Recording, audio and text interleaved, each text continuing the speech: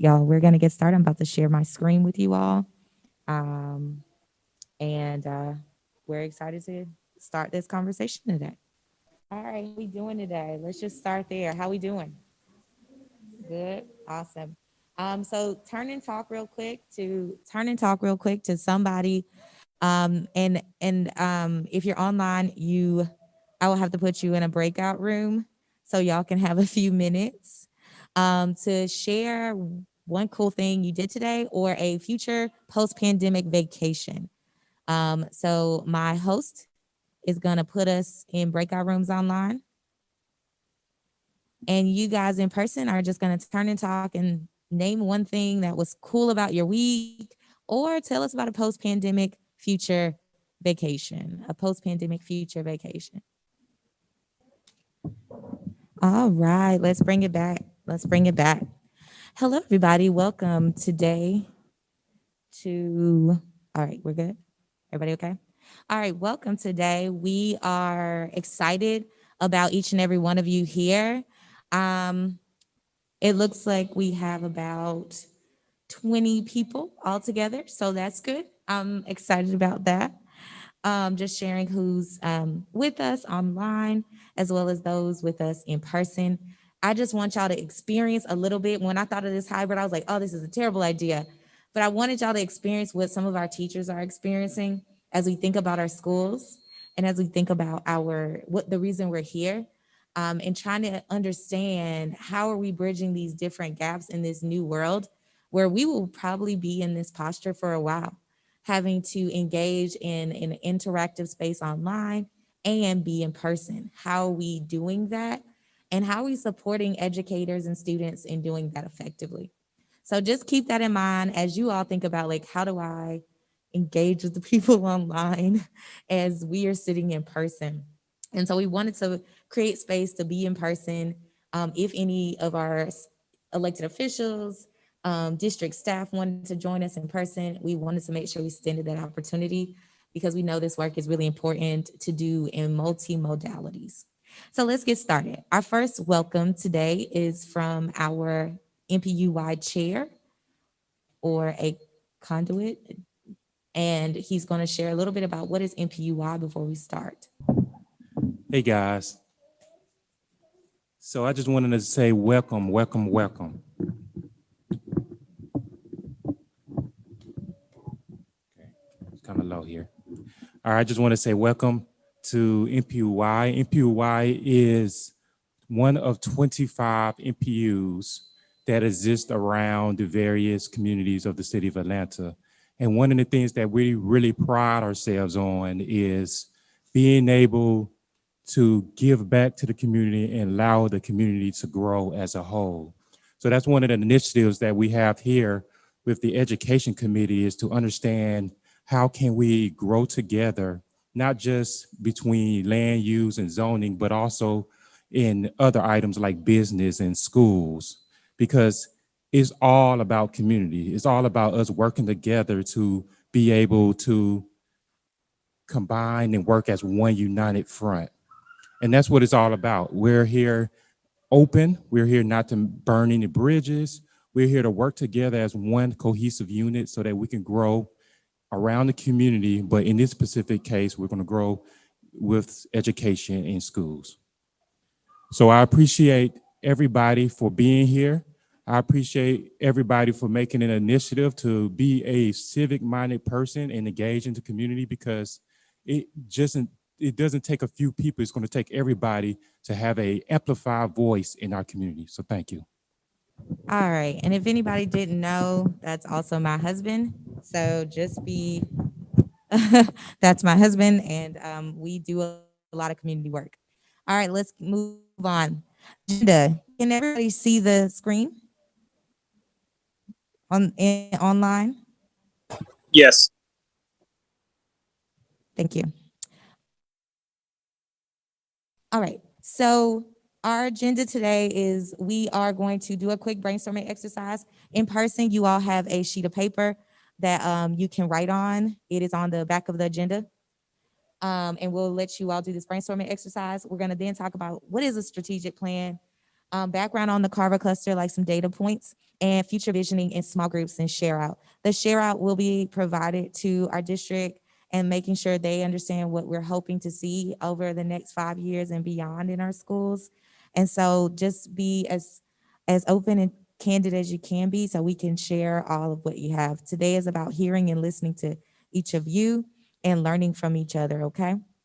All right. So, hmm? All right. So, any introductions? Our chair would like to know if there are any candidates or any other people in the space, elected officials of any kind online. We'll start with you.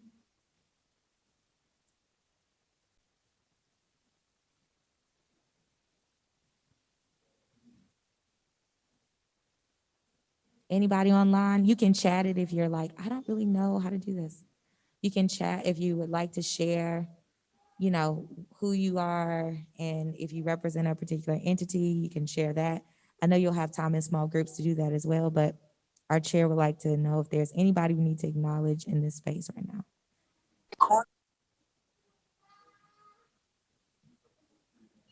All right, my chair said he sees purpose-built schools represented today.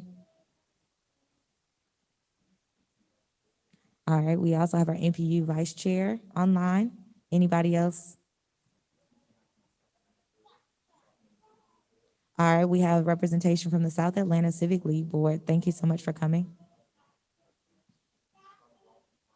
Dr. Ross from Price, thank you. Hi, Ms. Nunley. This is Mrs. Rogers, principal of Carver Early College. Thank you so much, Ms. Rogers, for taking time out of your day. We have a principal on the line. In person, we have our Lakewood Heights neighborhood president. Good evening. This is Dr. Manford. I'm the program director for the Carver Cluster for Atlanta Public Schools. Thank you so much. We have Katie Howard. That's also a candidate running for board seat District 1. That is Carver. And someone just said something online, somebody representing APS Carver Cluster.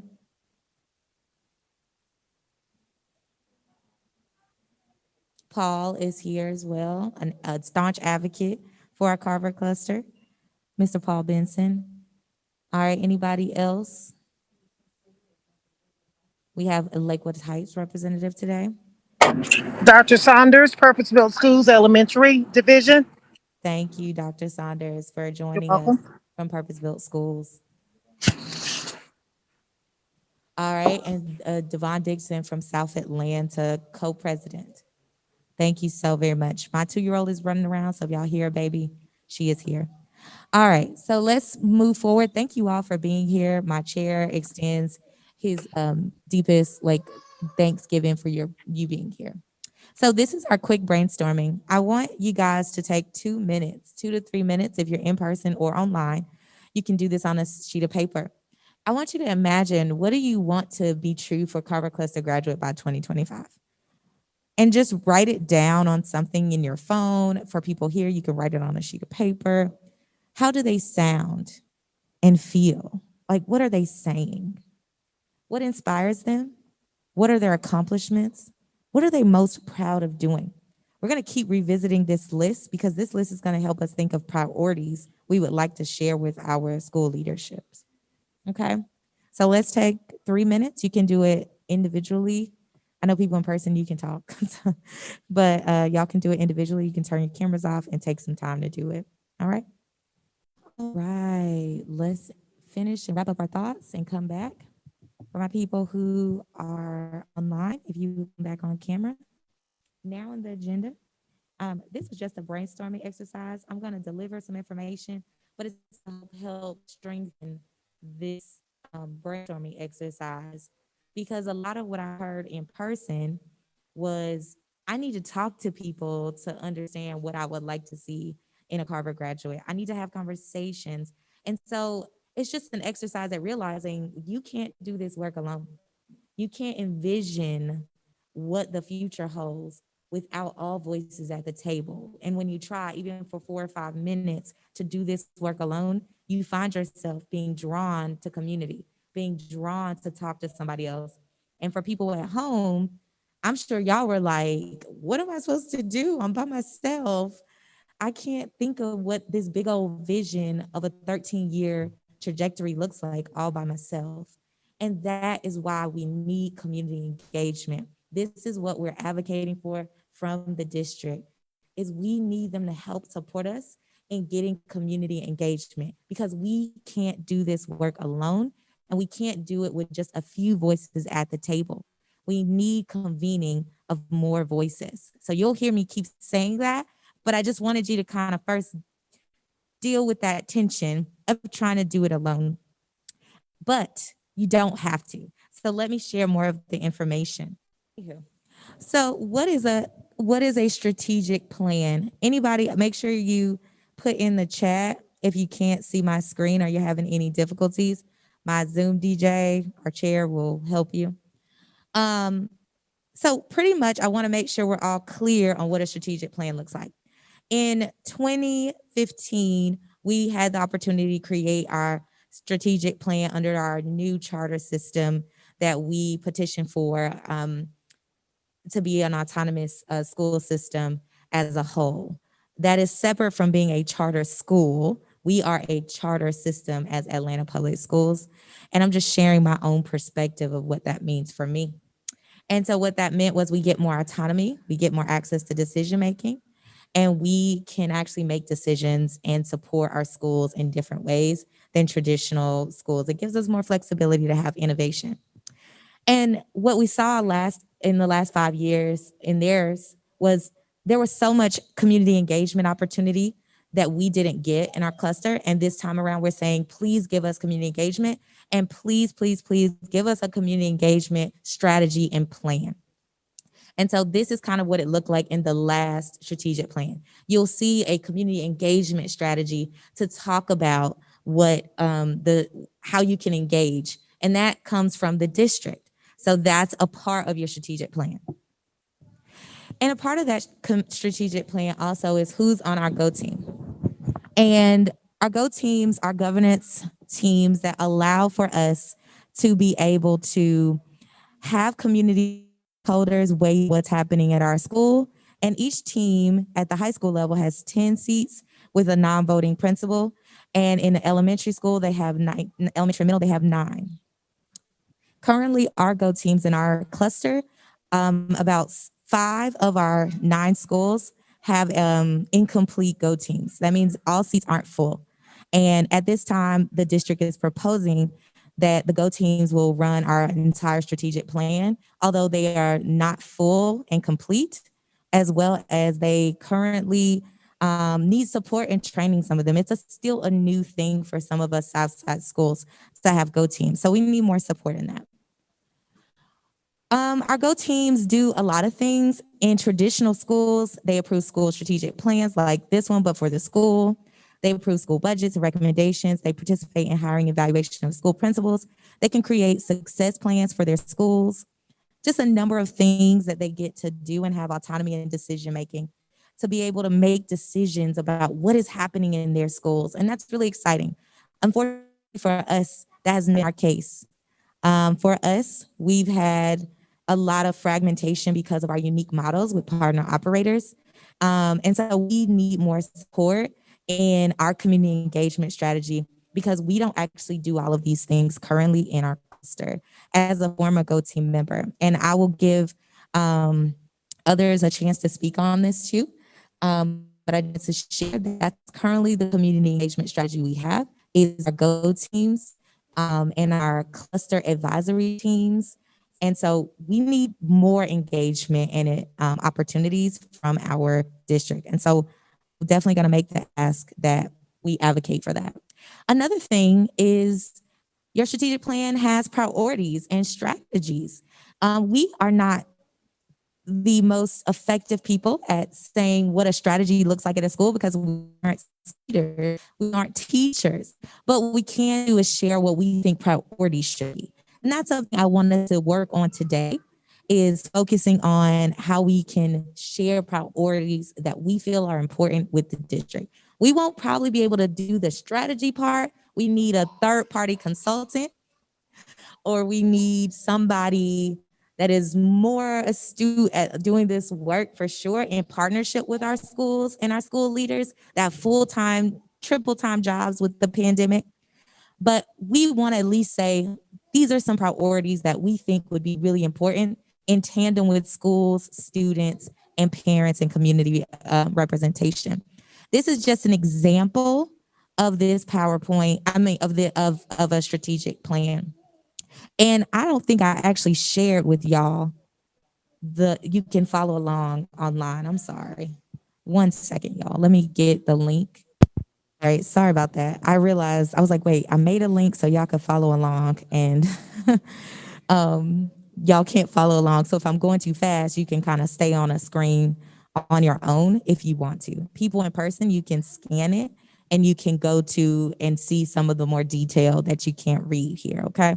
I'm just kind of scanning an overview of what strategic plans are. We're not making one today. We just saying these are some priorities we would like to see. That's all. And one of the priorities is, please, we need more community engagement than this, what we've just created in 2 weeks or less. So our Zoom DJ is putting this link in the chat so that everybody has access to it. Sorry, guys, the presentation link. All right, here we go.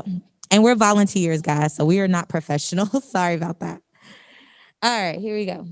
The next part of it, and all of these are exemplar strategic plans that we saw, and that's why I'm using this, because we really didn't have exemplar strategic plan, so we're hoping to really notch it up, you know?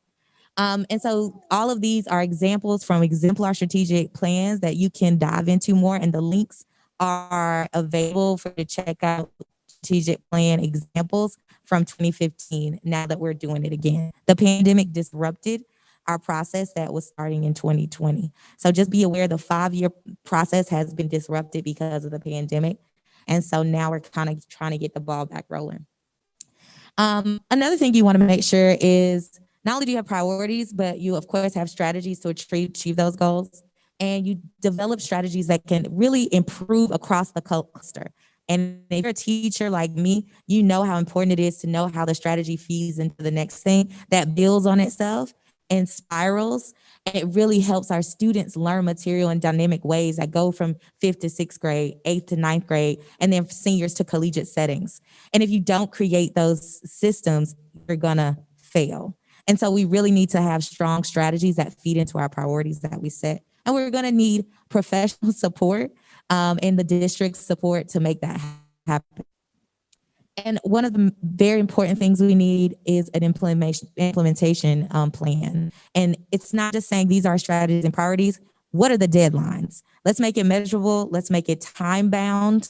And this is something the district has agreed that we really need something time bound. And I appreciate them coming back to us and saying, hey, we want to give you another opportunity to choose a signature program, because you need an implementation plan and you need a actual timeline, so things have time stamps, so we're not just wondering when will we get our turn.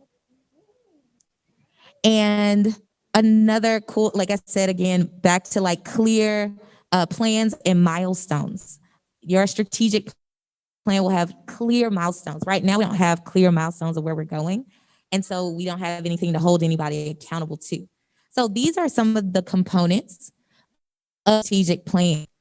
And so I want this opportunity to give the floor to anybody from APS, purpose-built schools, anybody who has insight, because I think this is really important, this question, because we can't say what do we want to be true if we don't answer this moment of what has been true. I can read stats to you, and you can look at the presentation and see the stats that were true for 2019, which is a year and a half off, y'all. I mean, really, I could just stop here, right? Like, we're a year and a half off because the state doesn't even have 2020 data. So I really want to lean on institutional knowledge of people who work in this space, who've spent their time joining us today. What has been true for our Carver Cluster students? before I share this data that is, from a website, you guys worked there, and you're here with us today. We want to give you space. How do our students sound and feel right now? What inspires them? What are some of their challenges right now? What are accomplishments? And of course, what are they most proud of doing? So I would love for people to, I guess, just raise hand if you're online or in person, and we'll give you the floor. Let's do, I guess, this exercise for maybe about 10 to 12 minutes. But I want to hear from everybody and see, like, not everybody, but like enough people so we can get texture to what's happening in our schools. So the floor is open to people who are actually working with our students. I appreciate you guys for being here. We appreciate you for taking this time. If you work with any of our students in after school programs or whatever, and you can answer some of these questions, what is true for them right now? And you can put things in the chat too. I'm going to speak for Carver Early College, and I'm just going to be very transparent and let you know that right now it is very challenging for many of them to become reacclimated to how what it feels like during a school day. Many of them are still just, we have implemented a uniform policy for our scholars because safety is very, very important to me. With our campus being wide open, it is important for me to be able to identify who my scholars are at all times. So our scholars take classes across the entire campus, which means that they'll leave out and go across the courtyard to the gym, JROTC, and other classes. When the door is open and then they're coming back in, it is anyone could possibly come in the door. And so for me, it's important that we have a uniform policy in place so that we can readily identify our scholars to keep them and all of the adults in the building safe at all times. Now, the scholars who participate in dual enrollment, those scholars have the opportunity to wear relaxed dress according to the APS dress code, but they are required to wear their lanyards with their college IDs around their necks at all times as well. That has been a shift for many of them because of, as you know, they have been at home for quite some time and they have been in pajamas. They've been going to school on the computer and they've been accustomed to having some academic success while not having to meet those expectations. However, I am holding all of our scholars to high expectations. And so, as you may know, Ms. Nunnally and some of those of you who've joined tonight, the numbers at Carver Early College in regards to those who are participating in dual enrollment are not as high as they had been in previous years. My goal as the principal there is to make sure that those numbers increase so that the scholars who choose Carver Early College will have the opportunity to really graduate with an associate's degree. Those who fall short will still earn college credits, and with our going after a STEM focus, they will still have the opportunity to also earn some certifications in the area of STEM. So what it feels like right now for all of us, it feels like a lot of pressure. It feels like a lot of love. It feels like a lot of tears. It feels like a lot of change. It's just different. And every day that they come through the door, we have people there that are ready to welcome them, to let them know that, yes, there are high expectations, but we have wraparound services in the schools because the scholars will meet the goal. That is the expectation. Thank you so much for that. So what I heard from our principal at Early College, Mrs. Rogers, is that our students are in this transition space of not being in a public, like being in a professional setting. So they're struggling with just having to be in that professional setting and learn, as well as because they've been able to attain success at home on their couch. And so like coming back into this space and getting reprogrammed to be in this professional setting is something that's a challenge because it's transition from a year or so out. And the other piece is we are seeing a decline in our dual enrollment program, but we are working to increase our participation and make sure students have an associate's degree. So that sounds like a future thing that we're wishing for and hoping for is students will graduate with an associate's degree and at least some college credit if they attend early college. And something else I heard was we feel like we're just trying to make it day to day. And that is a current feeling. And And I link that feeling to the pandemic, but I also feel like a lot of our children in the district, in Carver Cluster, they felt that way before the pandemic. Yeah. So I don't know if that's new for us, but it's probably more heightened in this space. So thank you so much, Principal Rogers, for sharing what you were experiencing in your school. All right. Anybody else want to share what is true, what has been true, right? I know we want to get to the future. What has been true for our kids? Anybody else want to share? So, Monique, this is Greg Giornelli. Greg, hold on, Greg. Go ahead, Greg. Thanks. Hey, everyone, this is Greg Giornelli. I'm the president of Purpose Built Schools. We're the partner organization. We partner with APS to operate 4 schools in the cluster. Thomasville Heights Elementary School, Slater Elementary, Price Middle School, and then Carver STEAM, the sort of sister high school with early college.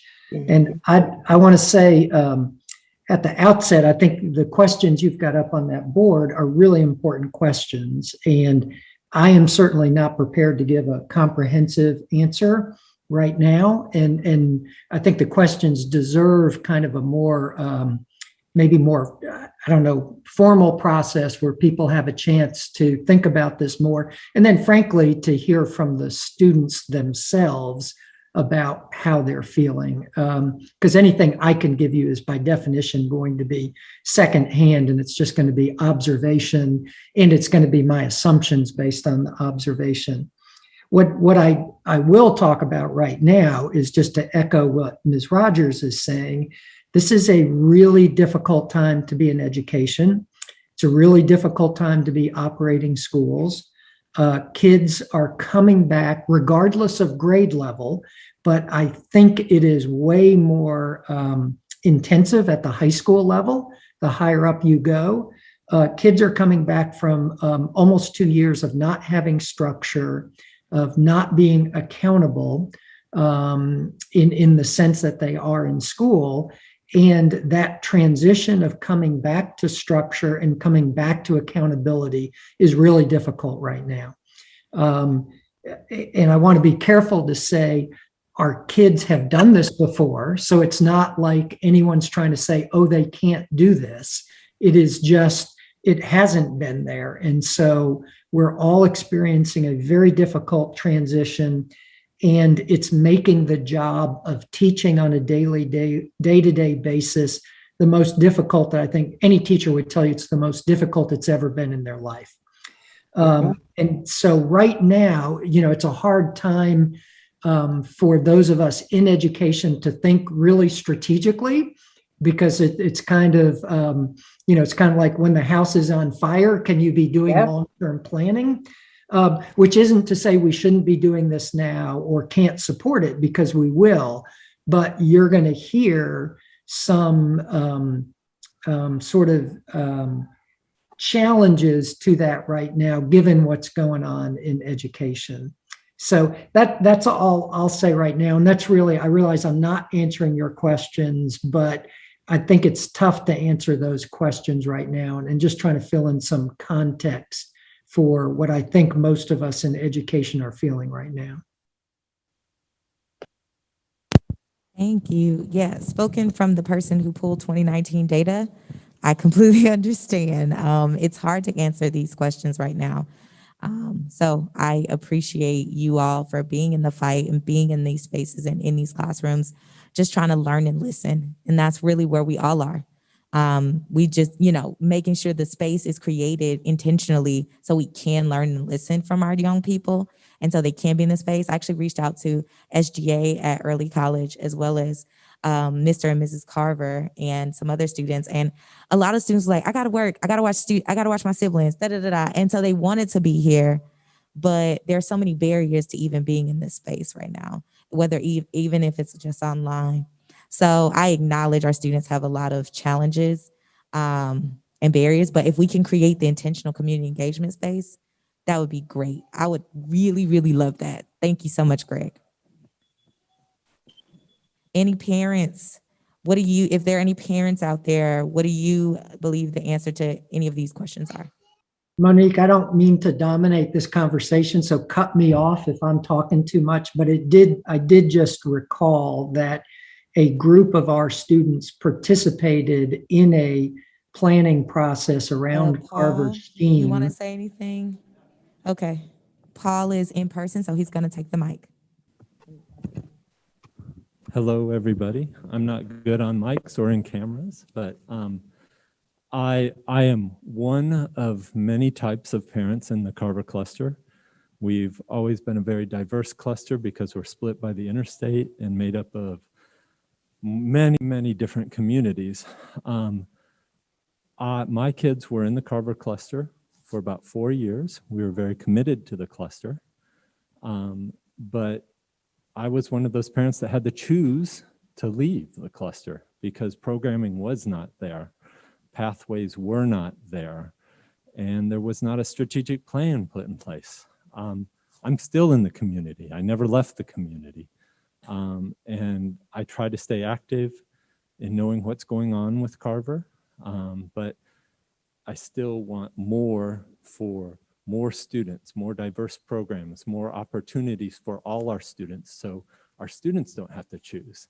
And I realize I may look and I may be one type of person, but there are many types of students and families in the cluster, many different socioeconomic levels. They are leaving. They are choosing not to go to Carver because there is not a strategic plan. And there's many different operators and we don't know what's going on and where we're going and what our future is. So I would love to see pathways for all our students so we become schools of choice in the Carver. Our community members choose to stay in the schools. They don't just stay because that's where they live this year. I would love us to invite more people. It's amazing how the other clusters that have choices and have programs are filling up, and Carver is losing students because we don't have choices. So that's my experience. It is one experience, and I recognize that very clearly. It's one experience of parents and kids in the Carver Cluster. Thank you, Monique. All right. So we have space for maybe one more and we'll move on so we can get to community input time and I can respect your time. All right. Any other people want to say what is true right now? What I heard Paul say as people are thinking if they want to talk. At this very moment, we don't have a ton of pathways. We don't have a ton of options. You kind of come into school and you got to do what you got to do, especially at the high school level. And we're talking about post-secondary options. It's so important that our high school as the gateway to post-secondary is very important.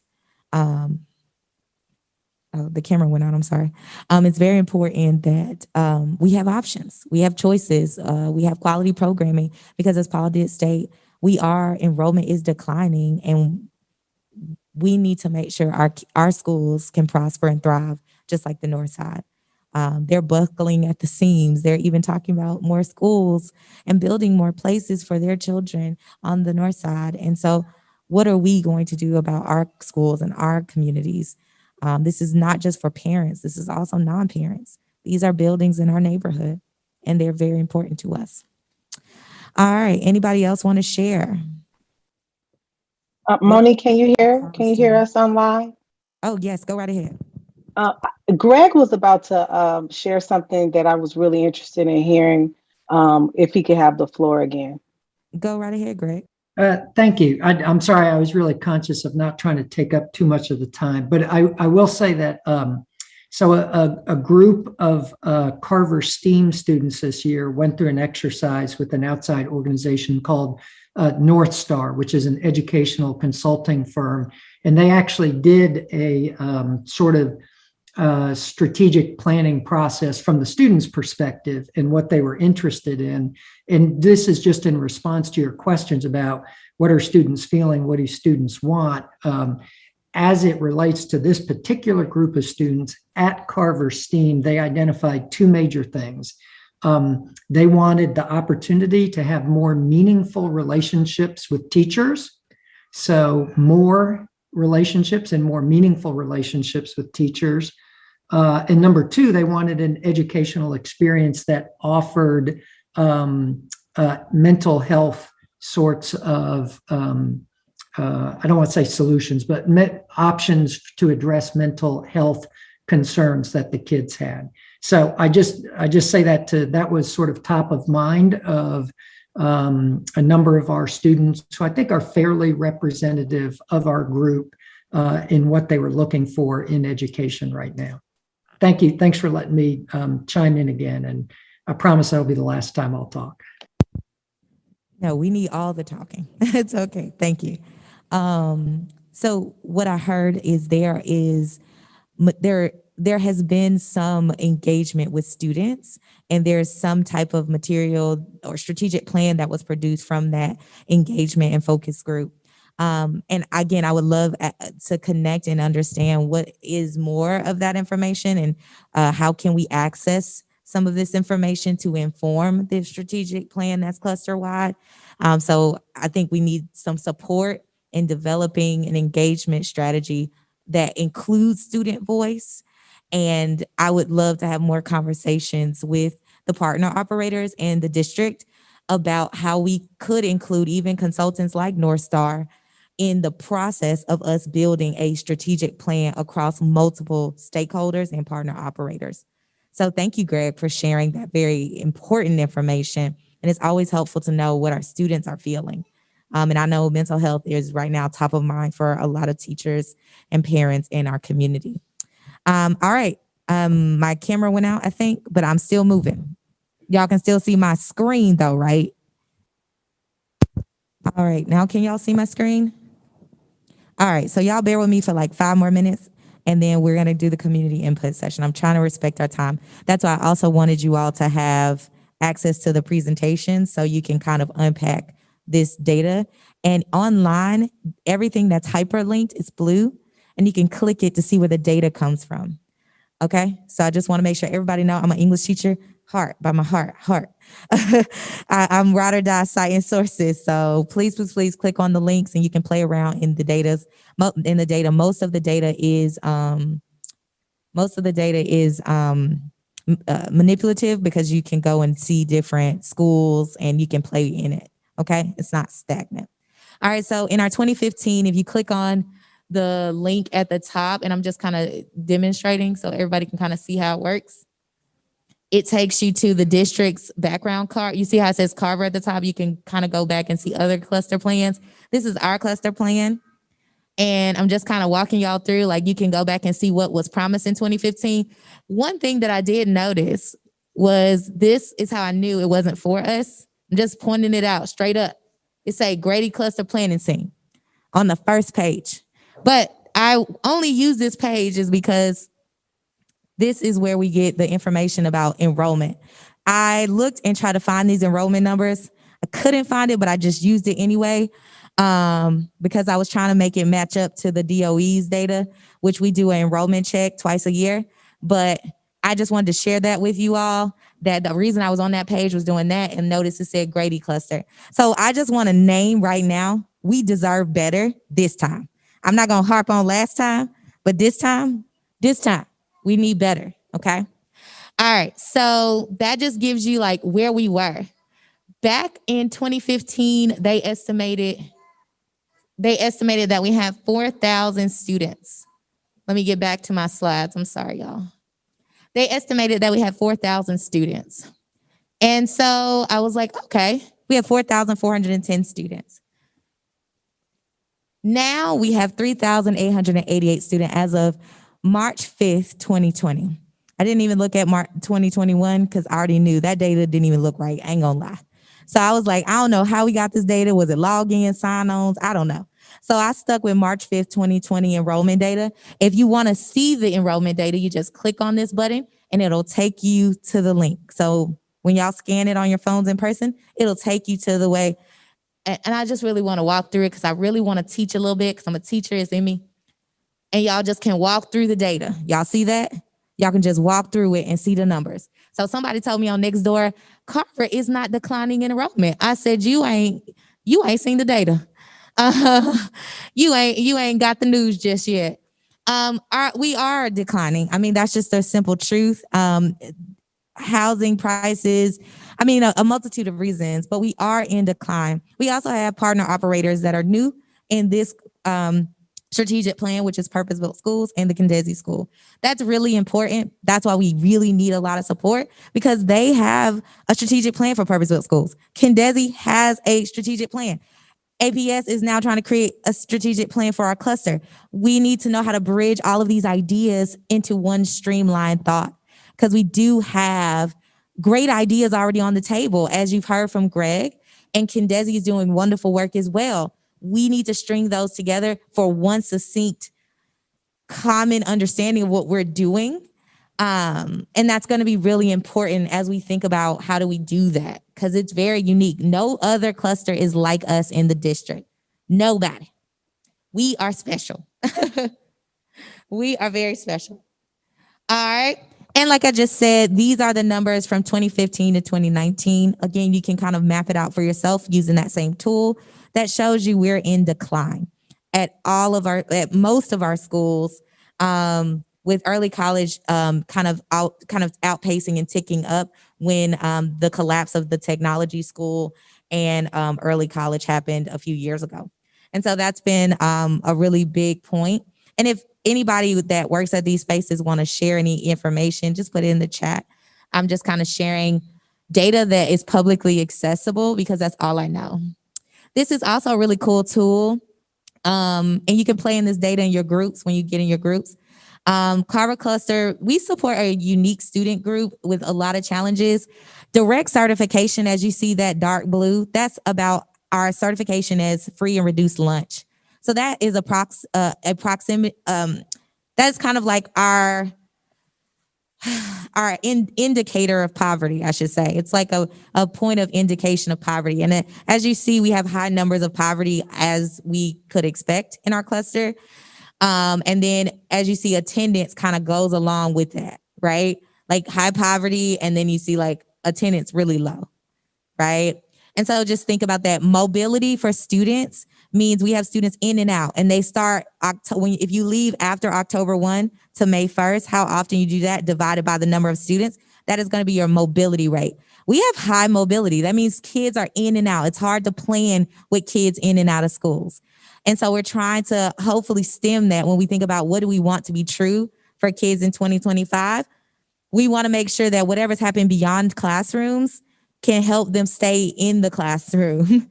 So they aren't just leaving back and forth. Maybe there's some jobs issues. Maybe there's some eviction issues. I know that there's some amazing work happening at AVLF with Thomasville Heights Elementary, working with those families to make sure they stay in their homes. We also have some of the highest students with disabilities. That's what SWD means. Students with disabilities in our community are really, really, really high, and we need proper supports and remediation and interventions to support them. I know this is a lot of data that I just gave you in 8 minutes, but I wanted to make sure you had something to talk about when you go in these breakout rooms. And our last slide, well, almost second to last slide, is Carver Cluster students need literacy and math support. I mean, our principals, they will tell you like they need support. And so how do we, and also we have students who need rigorous options as well. They're not indicative of these numbers as well, but how do we provide well-balanced support for all of our students? How do we create equity? I want you to kind of think about like, what do we want to be true for these kids in 2025? I mean, I would hope that we're still not talking about the basics of literacy for our high school students by 2025 or 2030, whatever we decide, but I want us to really get real about what our priorities need to be. And last but not least, another piece of data you can use in your breakout rooms is the report card. You can click on the link and walk through different schools. As you can kind of see, a lot of 1-star and 2-star schools are in our district, and that's due to a lot of culture and climate in the building.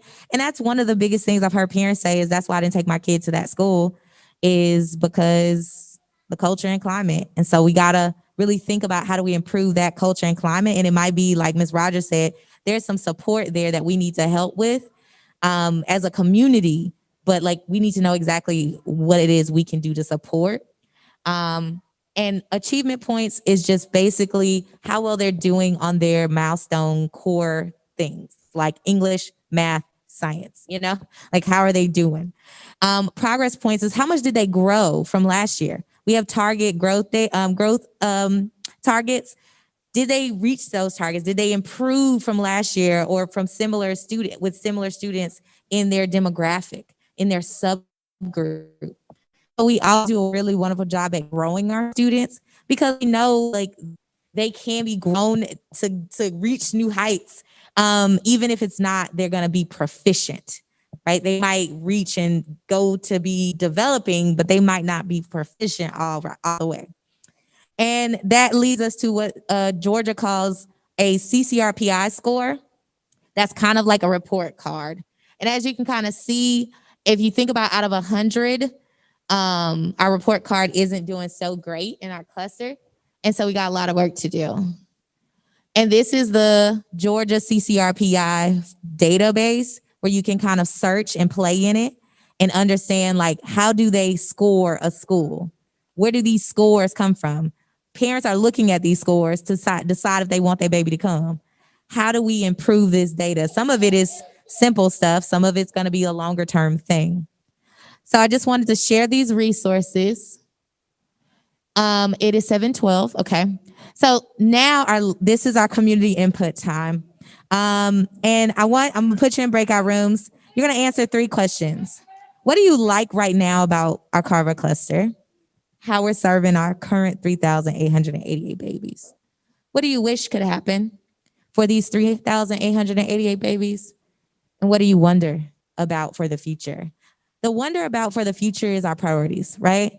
I wonder, can we create satellite campuses to offer advanced placement and create more rigor for our students we may not have enough certified gifted children in our building, but maybe we bridge some schools together on the South Side and create satellite campus opportunities with instructors. Maybe we could have enough to create more advanced placement courses. I wonder, right? So I want us to spend this next 15 minutes thinking about what we wish. So you're probably going to spend like 5 minutes on each in your groups. What do you wish? I'm sorry, what do you like? What do you wish? And what do you wonder about for the future? And you're going to share those things out. We'll come back at 7:30 to close out. Okay? Are there questions online before we put you in breakout rooms? And you can use this data in your conversations. Are there questions before I put you in breakout rooms? And Zoom DJ, can you put the presentation link back in there one more time? The Zoom DJ is going to put the presentation back in the chat, so you can just click on it if you forget the questions. What do you like currently about the cluster? What do you wish for this cluster, right? The challenges we saw. And then what do you wonder about for the future? Those are going to become our priorities. And make sure you select somebody to speak in your breakout room. All right. Wait, is there something in the chat? Let me see if there's anything in the chat. Any questions before everybody understand the task? All right. All right. So we're going to go in breakout rooms online and in person. Hold on. Let me recreate these rooms. All right. Y'all ready? Here we go. We're going to do until 7:30. We'll come back. All right. Here we go. All right. We are back. I'm sorry, y'all. We having a good conversation in here, as y'all can see. And then we appreciate you all. We know we are over time, but we have our one of our Representative Collins for District 6. DJ, can you put the camera on our representative? And so she's here with us today, and we're really happy. And she was just sharing some of her heartfelt support of the work that we're doing, and we really appreciate her for being here today and sharing that she's committed and doubling down on the Carver Cluster, and that's a wonderful thing to hear. All right, so our last 10 minutes with each other. I know we are a little over. I appreciate those who could stay with us. I know some people had to jump. So if one person from each group would just kind of quickly share some of your feedback, and I'm asking if you would, you can take a picture and send it to me in an email of whatever you wrote down on a sheet of paper, if it's like more detailed. But just send me whatever you have in an email. I'm gonna put my email in the chat. That way I can compile all of it, even though we may not be able to capture it tonight. Okay. And we can have other conversations too. And we hope we get community engagement from the district so we can keep having these great conversations. This costs us personally money to be here today, but I hope that the district will help us with the community engagement moving forward. All right, here we go. So who would like to go first? I'll go ahead and go first. Oh, wait. Can you hear me? Morris Hester? Yes, ma'am. Yes, ma'am. Okay, so for my group, we talked about I like. So for I like, I think one thing we liked was the engagement of purpose-built schools with the reputation that they have in the community. We like that they are engaged with the Carver Cluster and working to better some of these schools that are suffering with their grades, with their ratings. We also discussed liking the fact that the culture and the mission of the Carver Early College is being reestablished at this time. That there is a pathway for the 10th grade students to choose a school, to commit to choosing a school, and to have a college advisor that's been brought on to work with them to meet the qualifications of applying for that school, so that in their junior year, when it comes around time to start doing college applications, they can choose that school, know the information about what it's going to require to get into that school, and then follow that pathway.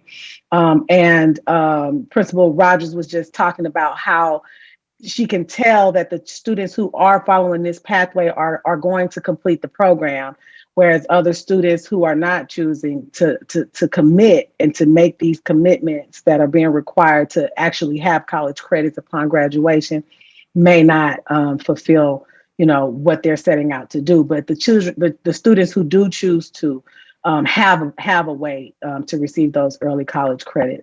And she's also very proud of the safety that's being garnered at the school by the uniformity of the students being able to wear their proper colors for their grade levels, so that she can identify students, which is, to me, very important at that school, knowing how close it is to the highway and how transient the area is. So I fully understand the need for that. So those are our likes.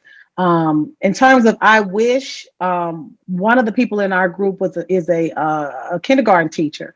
And what she was talking about is how important it is to make kindergarten mandatory, as well as making pre-K free and accessible, because we notice economic disparity that kind of divides along the color lines, that gives opportunities for students of color to be left at home and to be left out of the free education that is available through the Georgia pre-K lottery program. And so we would like to see pre-K and kindergarten become mandatory, free and accessible, to set the foundation, so that later teachers and educators don't have to work so hard to fill in the literacy gaps and the gaps that are there. Like she told a very moving story about a child that's in the first grade that had a 4-letter name and can't even spell his own name, but it's because his first time in school is in the first grade. Okay, so that's our wish. And then in terms of our wonder, we wonder what it would look like if resources were provided to parents in the community, because what we understand is that once expectations are set upon these students, then, and accountability, then they may be more inclined to meet the expectations because somebody is holding them accountable. But there are a lot of parents who are coming from generationally not being held accountable for education. And so we were wondering what it would be like if we were able as a community to support parents and the resources that parents need in order to support their students and to hold them accountable to higher expectations. Wow, thank you so much. I appreciate that. Thank you for sharing all of that. All right, the next group, we can do our in-person one. That was Miss Morris Hester. Are you with Purpose Built Schools, Miss Morris Hester? No, I'm a parent. I'm your neighbor up the street, 164. You're where? 164, Bowen Circle. Oh, okay. Oh, thank you, resident. Yes, yes, Thank you. yes. Yes, Yeah, resident. and Yes. Monique, I'm in the Jackson Cluster kindergarten. I'm the Oh, one pushing for universal and free accessible pre-K and kindergarten. yes. Thank you. Amazing Secretary of NPU-Y and awesome teacher. All right, Thank you. next person. I guess from the other group, Dr. Charles Ross or Diane or Jimmy. I'll go. My likes. I've lived in Atlanta since 1979 and Georgia since 75, originally from New York City. And when I moved here, the rich history that South Atlanta has with housing Clark at University at one point, Gammon Theological Seminary. So I like the history that South Atlanta has. But in terms of what I wish, is that I wish that we can eradicate poverty, because that's a real key to what's going on in the 30315. And unless we do something about that, all our other efforts are just going to be in vain. We could put Band-Aids on, we could try to do all the things we have, but poverty is the issue. Because in my thesis, my dissertation, I did a study on Title I schools versus non-Title I schools. And what I found out, this was in a county here in Georgia, actually Henry County. DeKalb or Fulton wouldn't let me do it there, so I don't know about that. But anyway, and what I found is that students, African Americans, do better in non-Title I schools than a Title I school. And for those of us in education, we kind of know why. The resources that they have available, different family structure. Most of the non-Title I schools, of course, obviously, are not in poverty. So that's the real issue. And when I hear our politicians talking about doing this and that, I said, well, if you don't have a war on poverty, because remember the Elementary Secondary Education Act was born out of the war on poverty. And so unless we deal with that, so my like is that I wish is that we can eradicate poverty. If we can do that, that'll help in a lot of ways. And then my wonder is the same thing, is why we can't eradicate poverty. Why can't we? We have folks flying around in spaceships and around the globe or in outer space. We have wars that we fight, spending billions and billions of dollars, but we don't want to fight the war on poverty. So, and we saw when the war on poverty was instigated back in the late 60s, we saw increases in academic performance. And since then, it's been a real challenge for those who win. So anyway, so that's my wish. Now, whether that is the purview of what this group can do, but I just had to put it out there and share. And I think my colleagues, Ms. Hayes and Jimmy, if you guys want to chime in and go at it. Thank you so much, Dr. Ross. I appreciate you for leaning in a bold space. I definitely also said recently, we need our own quarterback organization over here, similar to what you see on the West Side. We need that over here. We need a collective model working in our neighborhood that understands the need for jobs, housing, transportation. I mean, everything. A grocery store with access to healthy food options. The Wendy's burned down and we got JJ's. I mean, it's really hard. So we do need that. And if we can get the right stakeholders, the Invest Atlantas, the right convening partners, that is what we need so we can look at this thing holistically. So thank you for sharing your bold vision. We just got to be bolder to make it happen. Thank you. All right, our last group, because we got to go. Last group, our presenter is going to take the mic so y'all can see his face. Come on. Because we all about inclusion and making sure everybody can see everybody, if possible. I know we ain't got our things on. And then I'm going to let y'all go. I appreciate y'all for holding on this last 15 minutes. I appreciate y'all. All right, so I'll go quickly. Our qualified principals. We love the quality of the principals in the Carver Cluster in particular. We recognized, or the principals actually recognized, that cultural change was needed And I think all of them have their own plans to implement that. Partnership with the wraparound services. I think it was you. I think it was you mentioning the laundry service within, we'll say the Carver as a whole, the cluster as a whole. The College and Career Academy. I don't remember who